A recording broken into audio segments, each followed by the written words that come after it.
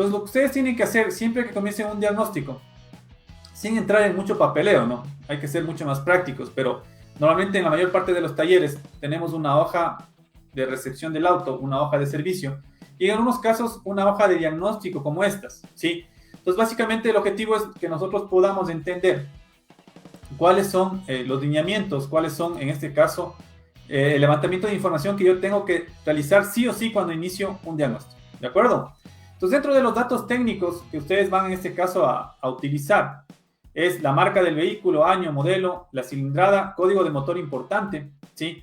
Número de chasis. Y lógicamente luego ver si es que es una transmisión manual, automática, CVT, 4x2, etc. ¿De acuerdo? ¿Por qué es importante esto? ¿Sí? Porque al momento que yo inicio un diagnóstico, mi mejor herramienta al iniciar un diagnóstico es buscar información. ¿Sí? Buscar información ¿en qué sentido? Cuando nosotros tenemos información es poder. La información nos ayuda muchísimo a solventar fallas de una manera rápida y acelerada. ¿Sí? Justo el día de hoy estaba teniendo un caso y básicamente un vehículo, les comento cómo sucedió el caso. Un vehículo llegó al taller, tenía un problema del sensor KS. El sensor KS es ese sensor de detonación, ¿sí?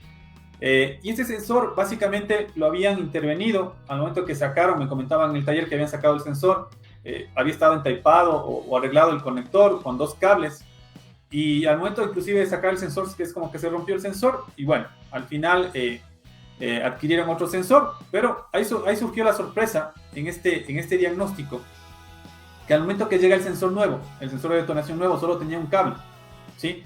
Entonces ahí es donde me preguntaron o me consultaron, bueno, si el sensor nuevo tiene un cable, ¿por qué estaban conectados 2 cables? Y como era una instalación arreglada, no sabían por dónde continuar el diagnóstico, ¿sí? Entonces ahí es donde realmente tenemos que tener en cuenta que la información es clave en un diagnóstico, ¿sí? ¿Y qué sucedía con estos chicos del taller? Que básicamente no entendían qué sucedía con la falla, salió un código de avería del KS, lógicamente veían que el sensor estaba dañado, instalaron nuevamente el sensor, pero al momento de querer unir los cables, porque ni siquiera tenía conector o socket, si no tenía 2 cables sueltos ahí, no sabían cuál cable unir, ¿sí? Y ese tema es importantísimo porque saber qué hacer, qué ajustar, qué medir o qué conectar es básicamente el poder en el diagnóstico. Y eso va de la mano con la información que nosotros podamos obtener, ¿sí?